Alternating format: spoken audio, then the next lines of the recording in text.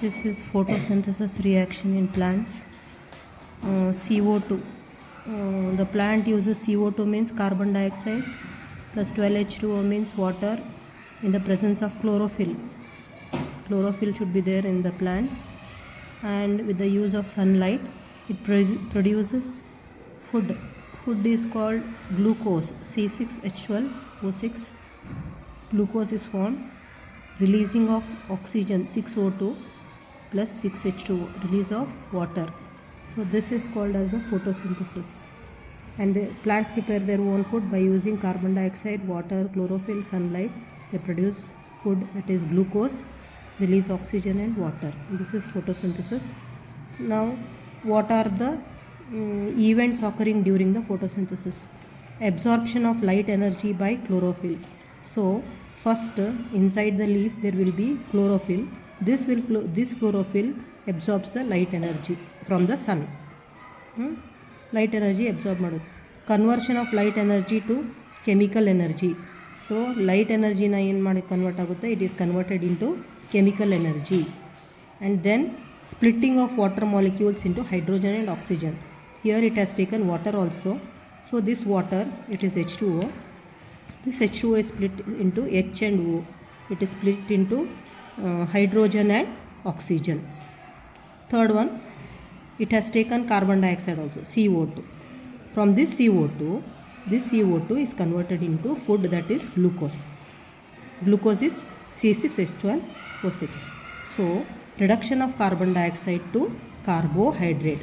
What is the meaning of carbohydrate? Carbohydrate means glucose or food. The food or glucose which is produced is called as a carbohydrate, that is glucose. So these are the events occurring during the photosynthesis. This you should read, events occurring during photosynthesis. This is the structure of stomata. So this is stomata, this yellow color, this is guard cell. Guard cell controls the opening and closing of the stomata. This is called as the pore. Through this pores there will be exchange of gases. Exchange of gases means it will take inside carbon dioxide for the production of food and it will release oxygen outside. So this is stomata used for the exchange of gases. So who will control the opening and closing of the stomata? Guard cells. So when the water enters the guard cell, these will swell. These guards will swell and it is pushed this side. And it is pushed this side, this side, and this one this side. The pore will be open. When the water goes out, they will come back again to the same position. Water will go out from the guard cell. Then the guard cell will close. The stomata pore will be closing.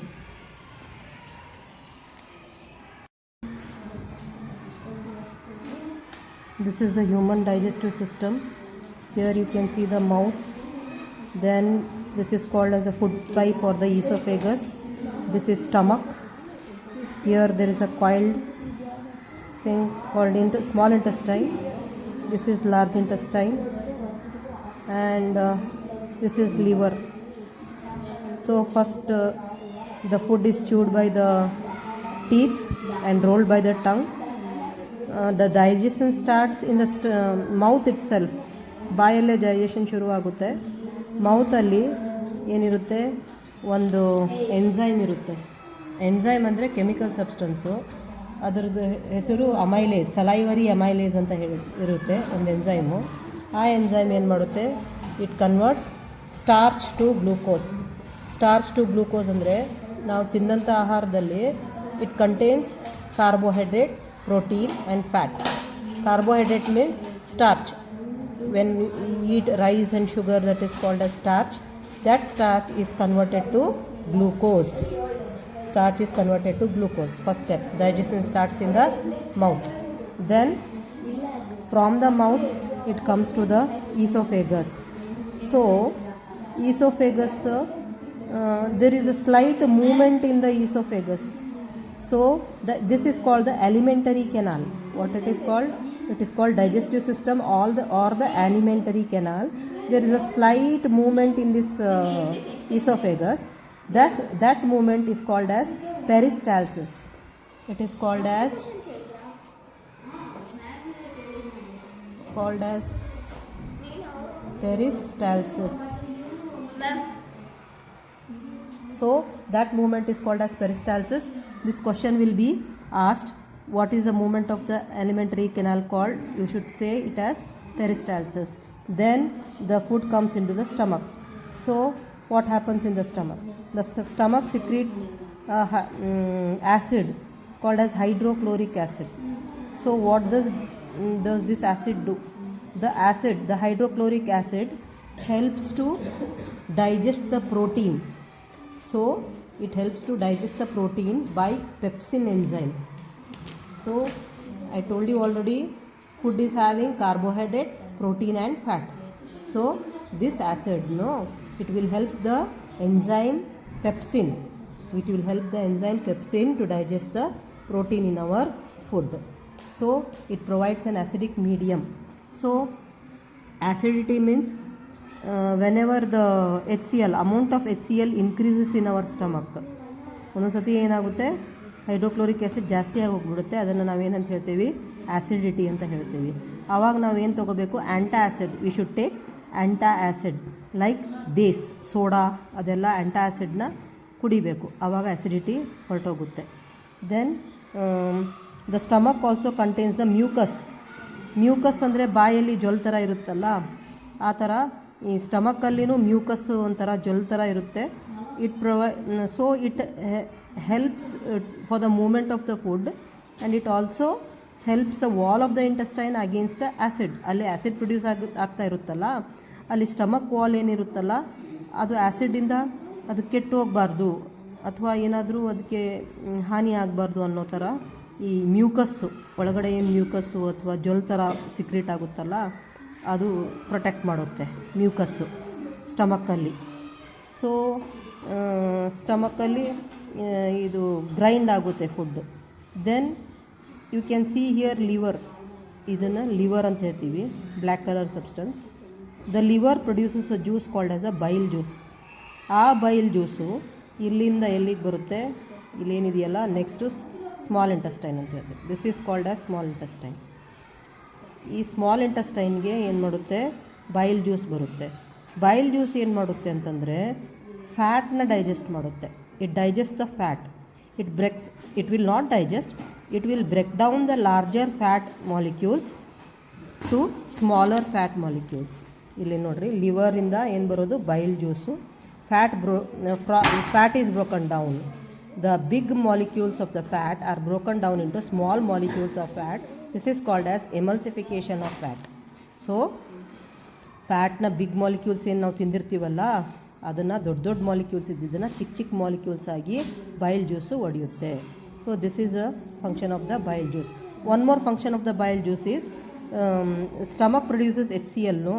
So acidic medium ಇರುತ್ತಲ್ಲ, ಆ ಆ್ಯಸಿಡಿಟಿನ next small ಇಂಟೆಸ್ಟೈನ್ಗೆ ಹೋದಾಗ ಆ ಆ್ಯಸಿಡಿಟಿನ ಈ ಬೈಲ್ juice ಕಡಿಮೆ ಮಾಡುತ್ತೆ. It decreases the acidity produced by the HCl by the stomach. acidity, it produces HCl, so it becomes acidity medium. That acidity is reduced by the bile juice also. Next, the food comes to the small intestine. Here there is a small intestine. Before that, you can see here pancreas. This is pancreas. Pancreas secretes a pancreatic juice. Pancreatic juice will go again to the small intestine. ಇದೆಲ್ಲ small intestine. ಆ pancreatic juice ಏನು ಮಾಡುತ್ತೆ, small ಇಂಟೆಸ್ಟೈನ್ಗೆ ಹೋಗುತ್ತೆ. ಪ್ಯಾಂಕ್ರಿಯಾಸಲ್ಲಿ 2 enzyme ಇರುತ್ತೆ. ಇಲ್ಲಿ ನಾನು ಬರೆದಿದ್ದೀನಿ, ಪ್ಯಾಂಕ್ರಿಯಾಸಲ್ಲಿ 2 ಎಂಜೈಮು. ಒಂದು ಟ್ರಿಪ್ಸಿನ್ ಏನು ಮಾಡುತ್ತೆ, ಪ್ರೋಟೀನ್ನ ಡೈಜೆಸ್ಟ್ ಮಾಡುತ್ತೆ. It digest the protein. Next one lipase will digest the lipid. So from the pancreatic juice will come to the intestine.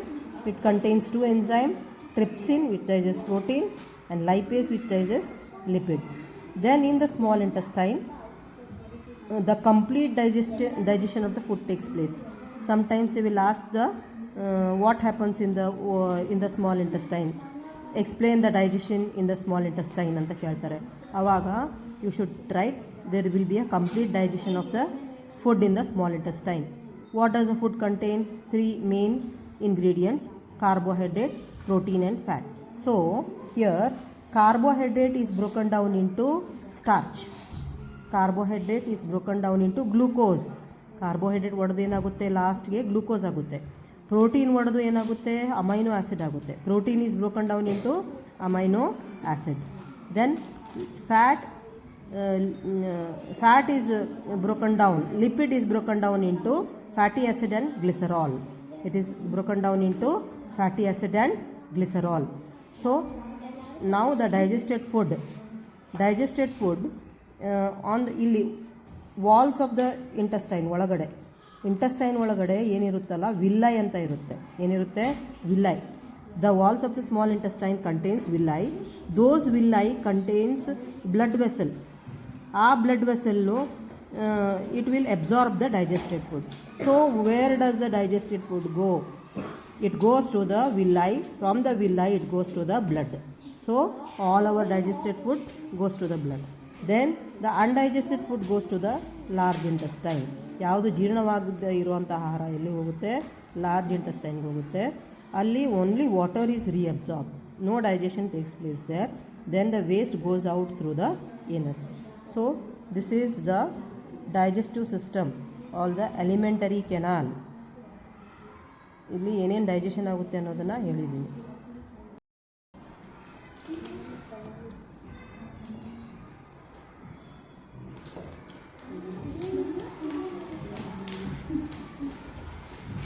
ಇದು human respiratory system. So what is respiration? Respiratory system first the air comes through the nose. So the air containing oxygen comes through the nose. Then there is separate pipe called as trachea or windpipe. ಗಾಳಿ ಹೋಗೋದಕ್ಕೆ ಬೇರೆ separate pipe ಇರುತ್ತೆ, ಅದು trachea. This is called as trachea. So this trachea is covered by the cartilaginous rings. So soft ಮೂಳೆಗಳಿರ್ತವೆ, ಮೂಳೆಗಳ ring, soft ಮೂಳೆಗಳ cartilaginous ring ಇದನ್ನು support ಮಾಡೋದಕ್ಕೆ ಇರುತ್ತೆ. Then there are two lungs. These are the two lungs. So the trachea enters the two lungs. ಇದು trachea pipe ಲಂಗ್ಸ್ನ enter ಮಾಡೋದು. When it enters a lung it is called as a bronchi. ಅದೇನು ಕರಿತೀವಿ? Bronchi ಅಂತ ಹೇಳ್ತೀವಿ. Then this again divides. The bronchi divides into again small branches called as bronchioles. Then these round structures you can see. These round structures are called as alveoli. What they are called as? Alveoli. So whatever air you have taken, no, it will come here, nose, then trachea, then here it enters the lungs, then it comes to the bronchi, bronchioles, and it ends in the alveoli. Alveoli andre ಗಾಳಿ ಗೂಡು. So oxygen goes into the alveoli. So surrounding the alveoli there will be blood vessels. Blood vessels ಅಂದರೆ ರಕ್ತ ಹರಿಯುವಂತಹ ನಾಳಗಳು ಇರುತ್ತವೆ. So oxygen will enter the blood. That blood carrying oxygen, it will go and give the oxygen to all the cells in our body, all parts of the body. Then again it brings back carbon dioxide. ವಾಪಸ್ ಏನು ತೊಗೊಂಡ್ಬರುತ್ತೆ? Carbon dioxide ತೊಗೊಂಡು ಬಂದು ಇಲ್ಲಿಂದ ಎಲ್ಲ ಕಡೆ, ಇಲ್ಲಿಂದ ಏನಾಗುತ್ತೆ ಅದು ಕಾರ್ಬನ್ ಡೈಆಕ್ಸೈಡು ಹೊರಗಡೆ ಹೋಗುತ್ತೆ. ಇದನ್ನು ನಾವು ಹ್ಯೂಮನ್ ರೆಸ್ಪಿರೇಟರಿ ಸಿಸ್ಟಮ್ ಅಂತ ಹೇಳಿ ಕರಿತೀವಿ. So this is the break down of glucose by various pathways ಅಂತ ಹೇಳ್ತೀವಿ. So first digested food is called as glucose. ನೀವೇನು ತಿಂತೀರಲ್ಲಪ್ಪ ಅದು ಎಲ್ಲ ಡೈಜೆಸ್ಟ್ ಆಗಿ ಗ್ಲೂಕೋಸ್ ಆಗುತ್ತೆ. ಇಂಟೆಸ್ಟೈನಿಂದ ಎಲ್ಲಿಗೆ ಬರುತ್ತೆ? ವಿಲ್ಲೈಯಿಂದ ಬ್ಲಡ್ಡಿಗೆ ಬರುತ್ತೆ, ಬ್ಲಡ್ಡಿಂದ ಸೆಲ್ಸಿಗೆ ಬರುತ್ತೆ, ಸೆಲ್ಸಿಂದ ಎಲ್ಲಿಗೆ ಬರುತ್ತೆ? ಪ್ರತಿಯೊಂದು ಸೆಲ್ ಇದು ಮೈಟೋಕಾಂಡ್ರಿಯಾಗಿ ಬರುತ್ತೆ. With the help of the oxygen it is broken down. Food glucose ಏನಾಗುತ್ತೆ?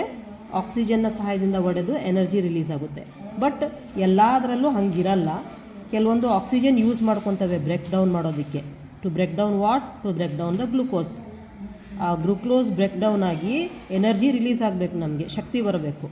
ಅದಕ್ಕೆ some use oxygen, some don't use oxygen.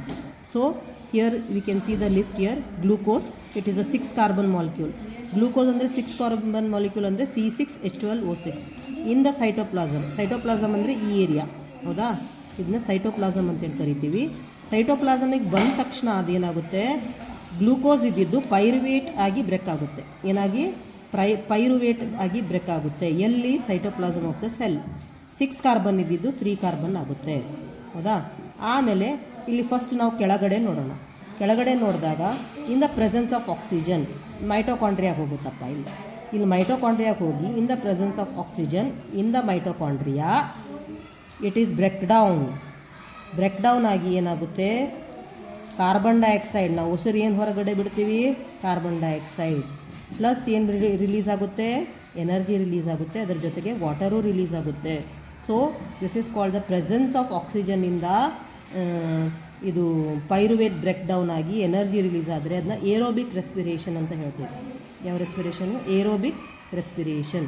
If the glucose or the pyruvate is broken down with the help of the oxygen in the mitochondria of your cells, energy is released.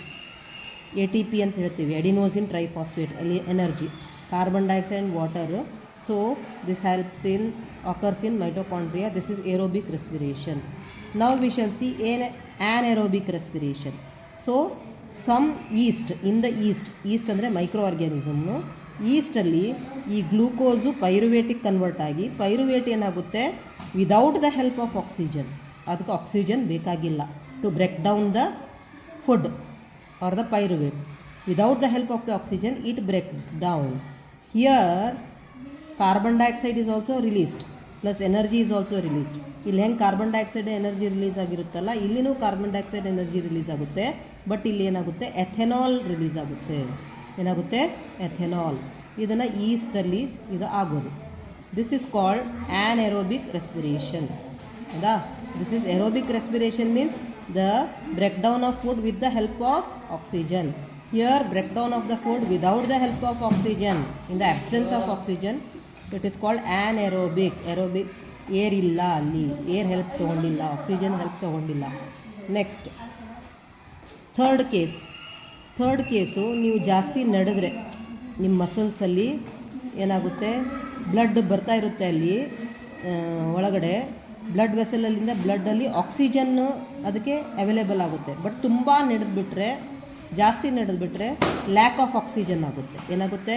Oxygen ಕಡಿಮೆ ಆಗಿ ನಿಮ್ಮ ಕಾಲಿರಲಿರೋ ಮಸಲ್ಸಲ್ಲಿ, leg muscles, in your leg muscles, if there is lack of oxygen, the food is broken down, the energy is released, food is broken down, but one acid is released that is called as lactic acid. ಯಾವ acid? Lactic acid release ಆಗುತ್ತೆ. So when this lactic acid is released, you will get the leg pain or the muscle pain. So they will ask, if you get leg pain or the muscle pain, which acid is produced there in your leg? Lactic acid. Why? Due to the lack of oxygen. Pyruvate is broken down to produce lactic acid plus energy. ನಿಮ್ಮ ಓಡೋದಕ್ಕೆ ನಡೆಯೋದಕ್ಕೆ energy release ಆಗುತ್ತೆ. But oxygen ಕಡಿಮೆ ಆದ ತಕ್ಷಣ ಏನಾಗುತ್ತೆ? ಅಲ್ಲಿ lactic acid release ಆಗುತ್ತೆ. So these are the energy pathways. ಇದರಲ್ಲಿ aerobic respiration with the help glucose is broken down with the help of oxygen to release carbon dioxide, water and energy. It is called aerobic respiration. This is anaerobic respiration. Glucose is broken down into ethanol, carbon dioxide and energy in yeast in the absence of oxygen. Here oxygen is not needed. Here in the in the leg muscle cells, oxygen kadame adre, lack of oxygen adre, which acid is produced? Lactic acid is produced to produce energy. But you will get the muscle cramps, muscle pain. So this is the transportation of blood by the heart. ನಮ್ಮ ಬಾಡಿನಲ್ಲಿ ಬ್ಲಡ್ಡನ್ನು pump ಮಾಡುವಂತಹ ಒಂದು organ ಇದೆ. The blood has to reach to all parts of our body. So it needs a pump that will pump the blood to all parts of the body, that is heart. So the heart lies between the two lungs. This is the structure of the heart. It contains upper two atrium ಅಂತ ಹೇಳ್ತೀವಿ. Upper two are called as atrium. So ಈ ಕಡೆಯಿಂದ ನಿಂತರೆ ಇದು right ಆಗುತ್ತೆ, ಇದು left ಆಗುತ್ತೆ. Right atrium, left atrium. There are 4 chambers, 1 2 3 four chambers of the heart. So this is right atrium, two atrium, right atrium, left atrium. These are two ventricles. These are called as two ventricles, right ventricle, left ventricle. So there is a one wall which separates the heart, right part and left part. That wall is called as septum. What it is called? Septum. It separates the right part and left part. Why? Because if it is not separated, deoxygenated and oxygenated blood would have get mixed. So what are deoxygenated and oxygenated blood? I will tell you. See here. ಈಗ ನಮ್ಮ ರಕ್ತ ಏನು ಮಾಡುತ್ತೆ, blood ಎಲ್ಲ ಆಕ್ಸಿಜನ್ನ ಎಲ್ಲ ಸೆಲ್ಸಿಗೆ ಹೋಗಿ ಕೊಟ್ಟು ಬಂದುಬಿಡುತ್ತೆ. ಆವಾಗ ಆ ಬ್ಲಡ್ಡಲ್ಲಿ ಆಕ್ಸಿಜನ್ ಖಾಲಿಯಾಗಿ ಹೋಗಿಬಿಡುತ್ತೆ. When it gives all the oxygen to all the cells, so oxygen is empty in that blood is called as deoxygenated blood. That is called deoxygenated blood. So that deoxygenated blood from all parts of our body enters like this. ಹಿಂಗೆ ಹೊರಗೆ ಬರುತ್ತೆ. ಇಲ್ಲಿಂದ ಮೇಲೆ ಒಂದು pipe ಇದೆ, vena cava from upper part, vena cava from lower part. ಈ ಎರಡು ಪೈಪ್ಗಳಿಂದ deoxygenated blood will come to the right atrium. Here it will come, right atrium. Then the heart will compress like this, compress ಆಗುತ್ತೆ. When the heart will compress, the deoxygenated blood enters here, right ventricle. These are the valves. ಇನ್ನು gate ಅಥವಾ valves ಅಂತ ಹೇಳ್ತೀವಿ. ಈ valves ಏನಾಗುತ್ತೆ, close ಆಗೋಗ್ಬಿಡುತ್ತೆ. This will close. So the blood will be here. Now deoxygenated blood, it can't go back. Then when again the heart contracts, ಆವಾಗ ಇಲ್ಲೊಂದು pipe ಇದೆ. ಈ ಪೈಪ್ನ ಮೂಲಕ ಡಿಆಕ್ಸಿಜನೇಟೆಡ್ ಬ್ಲಡ್ಡು, ಇದ್ರ ಹಿಂದೆ ಲಂಗ್ಸ್ ಇರುತ್ತೆ. ಏನಿರುತ್ತೆ? ಲಂಗ್ಸ್. ಇದ್ರ ಹಿಂದೆ 2 ಲಂಗ್ಸ್ ಇರುತ್ತೆ. ಆ 2 ಲಂಗ್ಸಿಗೆ, ಈ ಕಡೆ ಒಂದು ಲಂಗ್ಸಿಗೆ ಹೋಗುತ್ತೆ, ಈ ಕಡೆ ಒಂದು ಲಂಗ್ಸಿಗೆ ಹೋಗುತ್ತೆ. So this pipe or artery is called as pulmonary artery. ಇದನ್ನೇನಂತ ಹೇಳ್ತೀವಿ? ಪಲ್ಮನರಿ ಆರ್ಟರಿ ಅಂತ ಹೇಳ್ತೀವಿ.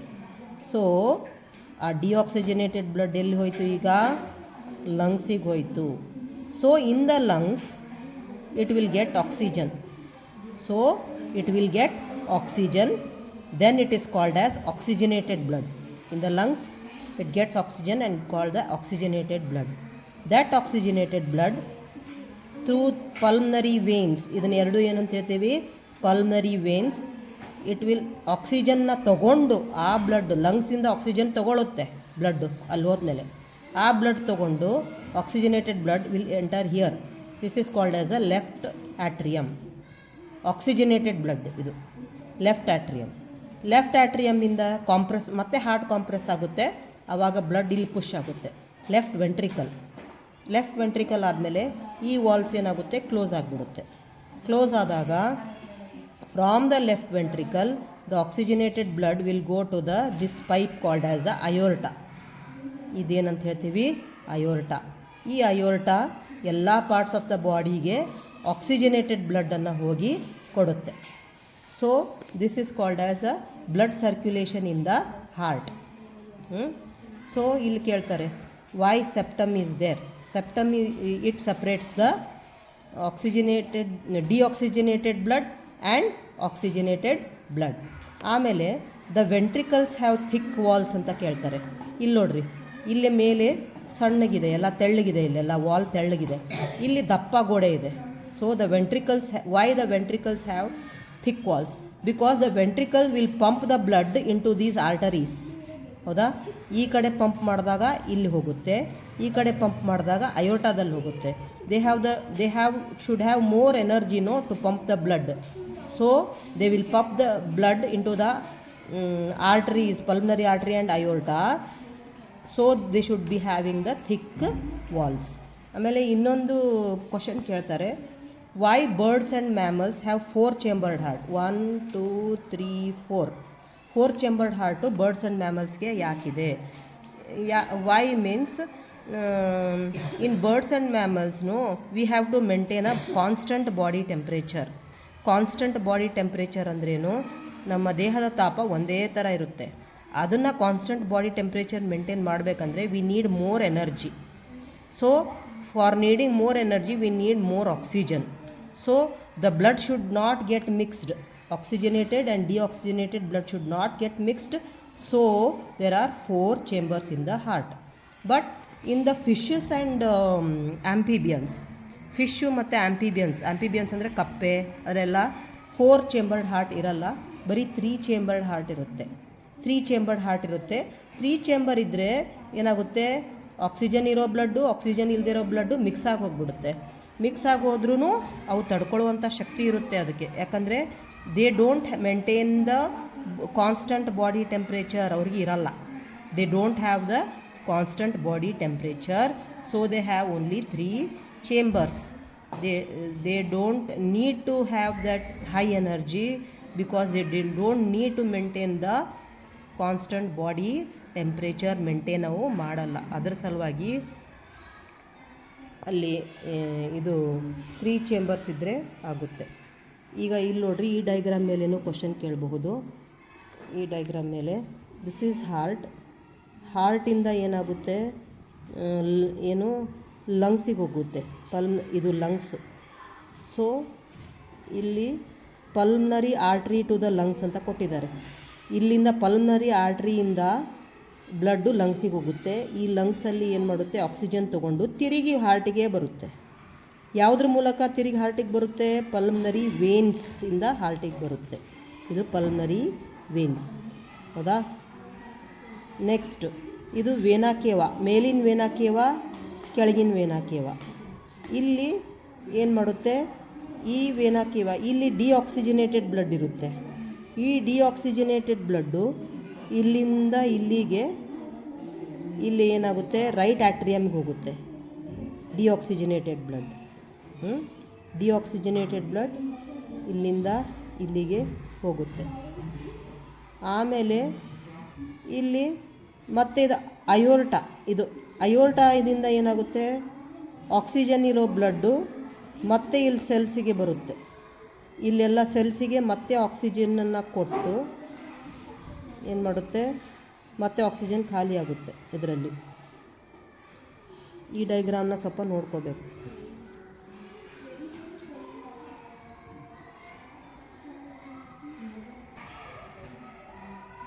Excretory system to human beings. What is excretion? Excretion ಅಂದರೆ ಈಗ inside our body chemical some after digestion, respiration ಎಲ್ಲ ನಮ್ಮ ಬ್ಲಡ್ಡಲ್ಲಿ some harmful chemicals are released, poisonous chemicals are released, urea, ammonia and uric acid. ಆ urea, ammonia, uric acid release ಆಗುತ್ತೆ. ಆ harmful chemicals ಎಲ್ಲ ಹೊರಗೆ ಹೋಗಬೇಕು. It goes out through the urine ಮೂಲಕ ಅದೆಲ್ಲ ಹೊರಗೆ ಹೋಗುತ್ತೆ. This process, throwing out of the poisonous waste from our body, is called as excretion. It is called excretion.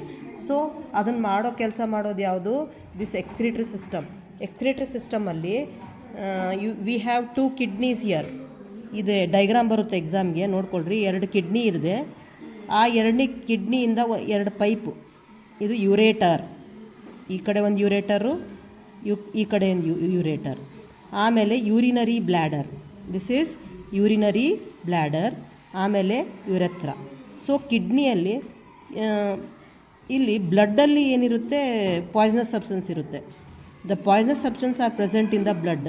So this blood comes to the kidney, ಇಲ್ಲಿ ಕಿಡ್ನಿಗೆ ಬರುತ್ತೆ.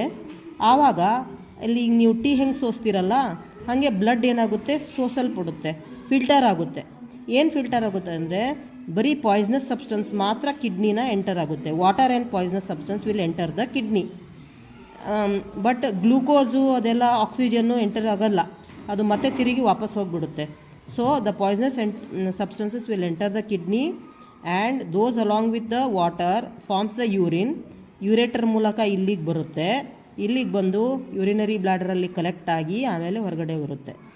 ಆಮೇಲೆ ಕಿಡ್ನಿಯಲ್ಲಿ ಈಗ ನೀವು ಟೀ ಸೋಸ್ತಿರಲ್ಲ, ಸಾಸರ್ ಅಂತ ಹೇಳ್ತೀವಲ್ಲ, ಆ ಥರ ಫಿಲ್ಟರಿಂಗ್ ಯೂನಿಟ್ಸು, ಸೋಸುವಂತಹ ಘಟಕಗಳು ಯಾವುವು? Those filtering units are called as nephron. ಏನಂತ ಹೇಳ್ತೀವಿ? ನೆಫ್ರಾನ್ ಅಂತ ಹೇಳ್ತೀವಿ. ಸೊ ದ ಕಿಡ್ನಿ ಹ್ಯಾಸ್ ಈ ಥರ nephrons, millions of nephrons it is having. So inside here this nephron is having a cup like structure here. This cup-like structure is called as a Bowman's cap. What it is called? Bowman's. This cup-like structure is called as a Bowman's cap. Inside there is a blood vessel. Inside ಈ ಥರ ರಕ್ತನಾಳಗಳ ಗುಚ್ಛ ಇರುತ್ತೆ. So group of arteries, blood arteries, ಅದನ್ನು ನಾವು glomerulus ಅಂತ ಹೇಳ್ತೇವೆ. What it is called? Glomerulus. So the bunch of the blood vessel inside the Bowman's cap is called as a glomerulus. So the blood ಇಲ್ಲಿಗೆ ಬರುತ್ತೆ, ಇಲ್ಲಿ ಸೋಸೋದಾಗುತ್ತೆ. Filtering will happens here.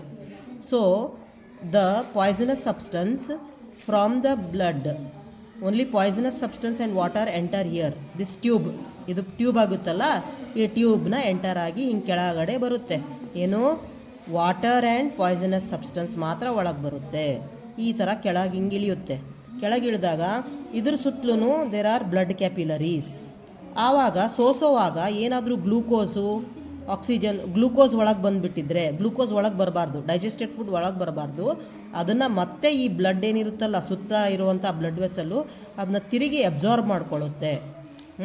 So ಏನು glucose ಒಳಗೆ ಹೋಗಬಾರ್ದು. Only the water and the poisonous substance will go like this and they will go to the collecting duct. ಇದನ್ನು ಏನಂತ ಹೇಳ್ತೀವಿ? Collecting duct. ಈ ಥರ ಇಲ್ಲೊಂದು ನೆಫ್ರಾನ್ ಕಲೆಕ್ಟ್ ಆಗಿರುತ್ತೆ, ಇನ್ನೊಂದು ನೆಫ್ರಾನ್ ಇಲ್ಲಿ ಕನೆಕ್ಟ್ ಆಗಿರುತ್ತೆ, ಜಾಸ್ತಿ ನೆಫ್ರಾನ್ಗಳು ಕನೆಕ್ಟ್ ಆಗಿರ್ತವೆ. ಸೊ ಈ ಥರ ಇಲ್ಲಿ ನೆಫ್ರಾನಲ್ಲಿ ಯೂರಿನ್ ಈಸ್ ಪ್ರೊಡ್ಯೂಸ್ಡ್. ಈ ಥರ ಒಂದೇ ನೆಫ್ರಾನ್ ಇರಲ್ಲ, ಜಾಸ್ತಿ ನೆಫ್ರಾನ್ ಇರುತ್ತೆ. So this is glomerulus, blood vessels ಇರುತ್ತೆ. ಈ ಗ್ಲಾಮೆರುಲಸಲ್ಲಿ filtration occurs here. Filtration, when the filtration occurs, the water and toxic substances enter this one tubes, and they enter the tubes here, and then they will come here to the collecting duct. ಆ ಥರ collecting ಡಕ್ಟಲ್ಲಿ ಬಂದು ಆಮೇಲೆ ಸಾಕಷ್ಟು nephron produce ಮಾಡಿರುತ್ತಲ್ಲ urine, ಇದರಲ್ಲಿ ಸಾಕಷ್ಟು nephron ಇರುತ್ತಲ್ಲ, ಅದೆಲ್ಲ ಯೂರೇಟ್ರನ ಮೂಲಕ ಯೂರಿನರಿ ಬ್ಲ್ಯಾಡರ್ಗೆ ಬಂದು ಏನಾಗುತ್ತೆ, ಹೊರಗಡೆ ಯೂರಿನ್ನು ಹೋಗುತ್ತೆ.